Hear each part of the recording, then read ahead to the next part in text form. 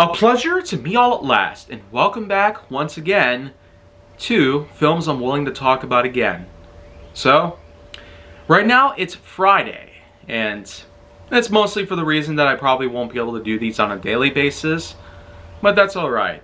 I'll pretty much only do this twice a week from here on out, and so Mondays and Fridays, expect Films I'm Willing to Talk About Again Season 2 episodes to come around. Anyways though, I kicked things off pretty well by talking about Ghostbusters on its 40th anniversary. But you know what? I'm not entirely done yet when it comes to Ghostbusters material. So, here we go with the sequel. Ghostbusters 2, released in 1989, a 5-year span since the first film came around. And well, not too many people out there seem to appreciate this film in comparison to the first. Most might think of it as the inferior piece of the franchise. One that technically allowed it to become stale, and despite the fact that the franchise was still at its peak popularity by this point, it didn't entirely live up to people's expectations. Now, there are a few things in there that I would like to mention or talk about even, but first of all, we'll just get this down to the bare basics. Ivan Reitman once again holds on to the directing role, while the cast members from Bill Murray to Ernie Hudson and even Louis Tully's own Rick Moranis are basically around at it again. We also get to have Dana Barrett for a second time around, whom also has herself a son named Oscar. But in terms of the plot, there are a couple of different goofs that I could point out. First of all, this takes place a while after the events of Gozer. They don't talk much about Gozer, they don't really mention their name, which alone is a bit strange. I mean, it was a huge battle that they had.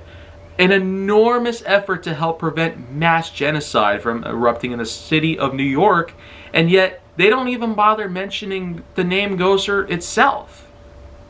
Which is just weird.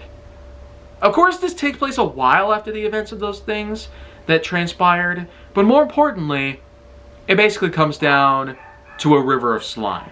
Yeah, that's right. Ray Stantz basically volunteers to head down and check out a certain disturbance that's going on underneath the city. Turns out an entire river of slime is there. But as soon as he tries to go in for a closer look, he accidentally allows the power in the city to be cut. Yeah, a mass blackout emerges. And you know what that means? A string of lawsuits are coming around. The Ghostbusters are held for trial. The judge basically wants them condemned, despite the efforts of Rick Moranis himself, playing Louis Tully as a lawyer for the Ghostbusters, and more importantly, as a bit of a life-saving token, in return for helping him escape from mass terror, in the form of a giant dog, basically. So of course, it eventually comes down to a bit of a predicament that we never saw coming. Yeah, that's right. Basically, the judge and his words get so intense, the courtroom trembles, and before you know it, two ghosts emerge, known as the Scoleri brothers. They were basically sentenced to death by that same judge. And oh man, they come back for revenge. And what can save him? The Ghostbusters. But he basically had to give him permission first to acquit all charges, and more importantly, to listen to the lawyer's advice. So, the Scoleri brothers are easily apprehended after some time, and well, the judge basically allows the Ghostbusters to continue their work as normal. But more importantly, that the search for that river of slime be conducted in a more professional manner. So after some time goes around, the slime is found out to react to certain emotional frequencies. Mainly, if the song Take Me Higher is played. Oh man. Just think about if someone were to play some funky music out there and then someone reacted to it. That's basically the slime in a nutshell. It reacts in a certain way and can even be metamorphosized in various ways, depending on what the frequency is set to. But in any other case, business as usual takes place. And while most people might think It's not exactly a great way to follow up on the events of the first film, it still did its own and held its own quite well. I am more than glad that we have a part 2 out there, because it at least reminds us that the first one will always be one of the best to have ever existed in movie history. More importantly though, the idea of sequels to such big films always feels cursed. Unless if we're talking other franchises, like Toy Story. The third film alone was one of the greatest number 3s we've ever had. And then of course we could talk a bit about Angel Has Fallen, just like I did years prior. But those are different stories. Anyways, it eventually comes down to a certain painting. A painting of a certain destroyer known by the name of Vigo.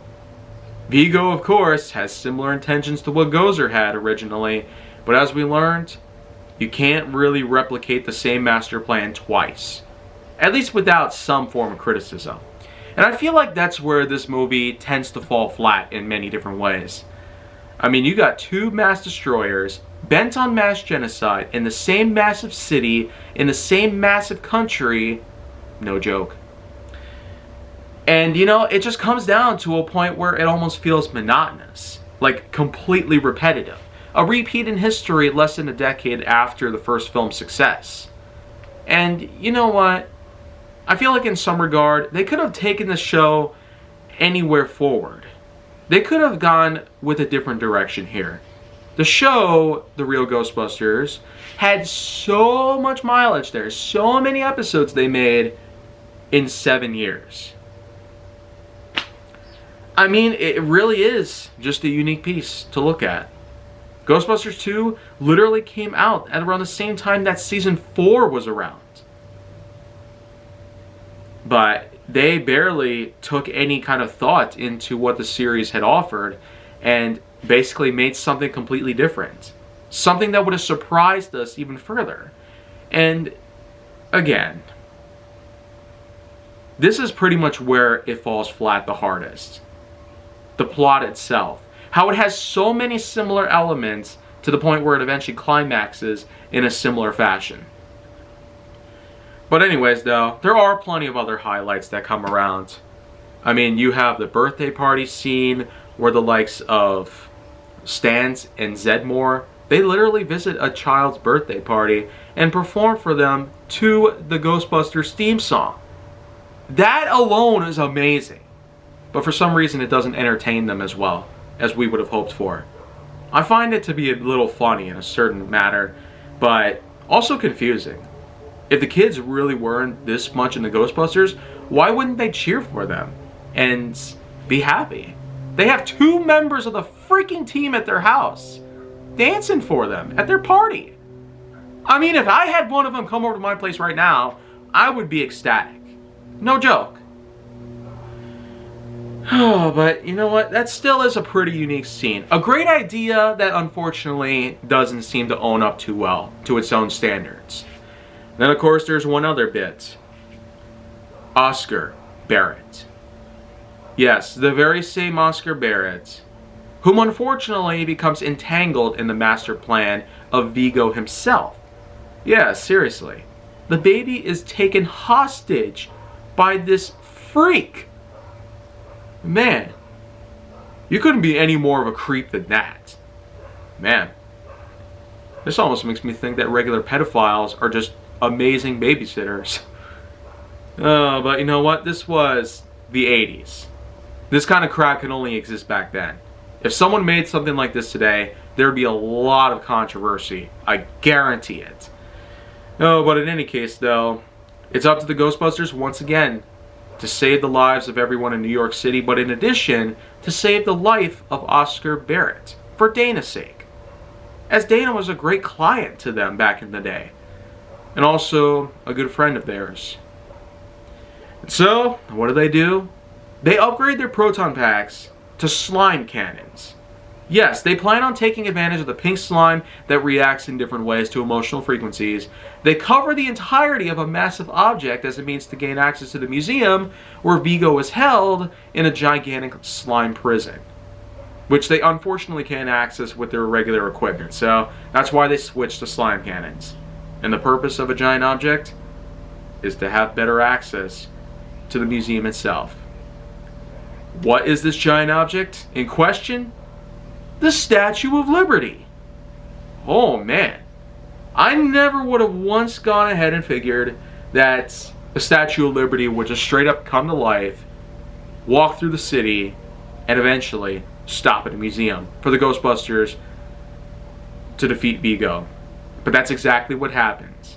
If you thought it was amazing for a giant Stay Puft Marshmallow Man to come around trampling through New York, well, now you got the freaking Statue of Liberty coming through town, crushing police cars underfoot, and I guess all sorts of things.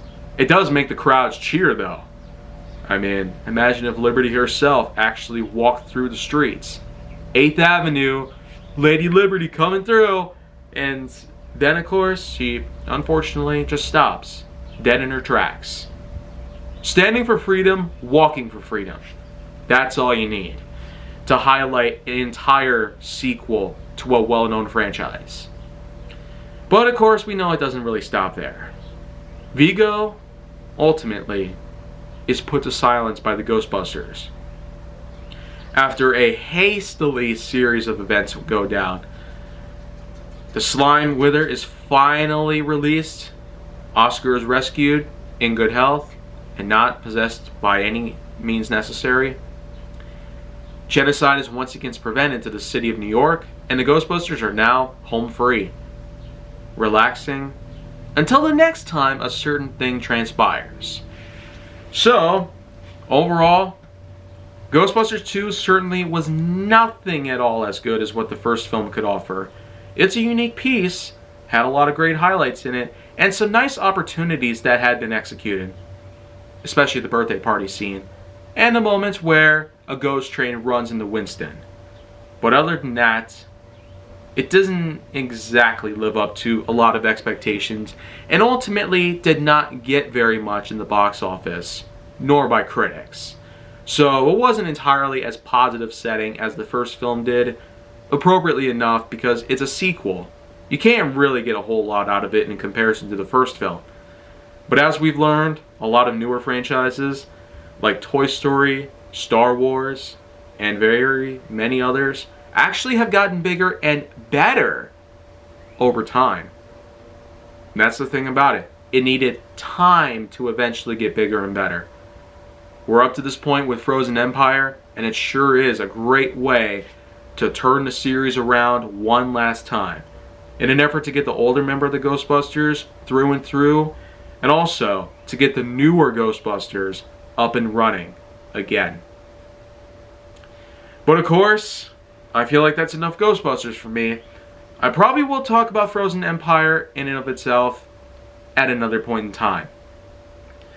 But if you want to see more, go down to my channel to make sure that you like, subscribe, comment, follow me wherever you can find me, and stay on the Hollywood side.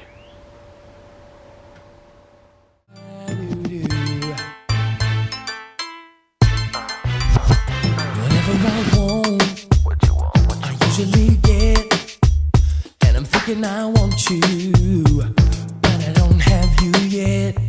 I ain't got no tricks.